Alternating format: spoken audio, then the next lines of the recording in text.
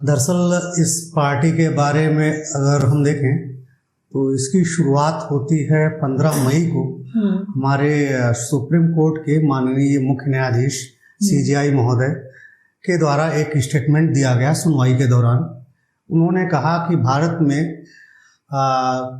कुछ युवा ऐसे हैं जो आजीविका की तलाश में कॉकरोच की तरह उमड़ पड़ते हैं या सोशल मीडिया आदि का यूज़ करते हैं, उनका प्रयोग करते हैं।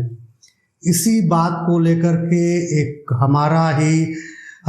हमारे देश का युवा एक तरीके से कह सकते हैं व्यक्तित्व, वो अमेरिका के बोस्टन यूनिवर्सिटी में पढ़ता है और उनका नाम है अभिजीत दीपके। वो उनका अगले दिन ट्विटर पर एक्स पर एक ट्वीट आता है। वो कहते हैं कि अगर ये कॉकरोच इकट्ठे हो गए तो, बिल्कुल एक व्यंग्यात्मक ट्वीट आता है सीजीआई महोदय के ट्वीट पर। और फिर उसके बाद वो उसको वेबसाइट के माध्यम से, डिजिटल प्लेटफॉर्म के माध्यम से उसको हाईलाइट करते हैं, चीज़ों को बढ़ाते हैं और कुल मिलाकर के उनके मन में ख्याल आता है कि क्यों ना इसे हम एक डिजिटल प्लेटफॉर्म का रूप प्रदान करें और इससे युवाओं को जोड़ें। तो ये जो है पार्टी के आने की मूल एक तरीके से अवधारणा रही। लेकिन यह किसी भी घटना के लिए, चाहे कोई भी, जैसे आप देखते हैं कोई भी युद्ध हो, कोई भी आंदोलन हो, वो किसी एक घटना से प्रभावित नहीं होता है।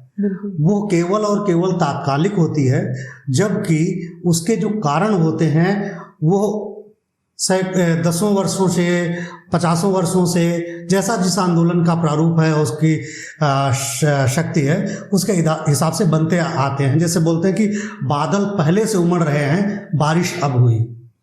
तो इसके बादल पहले से उमड़ रहे थे। बादल उमड़ने की वजह यह है कि जिस हिसाब से हम देख रहे थे हमारे देश में कुछ अव्यवस्थाएं चल रही थी। जैसे बड़े लेवल पर कुछ एक घोटाले हुए, नीट परीक्षा का पेपर लीक हुआ जिसमें लगभग 98 लाख बच्चे अपेयर हुए थे, उनका कैरियर और वो मेहनत बर्बाद हुई, जाया हुई। साथ ही साथ जो है आपका सीबीएसई के एग्जाम को लेकर के ऐसी समस्याएं आई जब उसमें बच्चों की जो है ऑनलाइन कॉपी चेक की गई तो उसमें जो है मार्क्स वगैरह को लेकर के वेरिएशंस आए। तो अब ऐसी स्थिति में जब चीजें इस लेवल पर चल रही थी, साथ ही साथ एक तरीके से जो मिडिल ईस्ट में क्राइसिस हुई उसका भी प्रभाव इकोनॉमी पे पड़ा। बेरोजगारी दर बढ़ी हमारे यहाँ इन्फ्लेशन बढ़ने लगा, हमारी करेंसी का डिवैल्यूएशन हुआ। कुल मिला करके इससे जो सबसे ज्यादा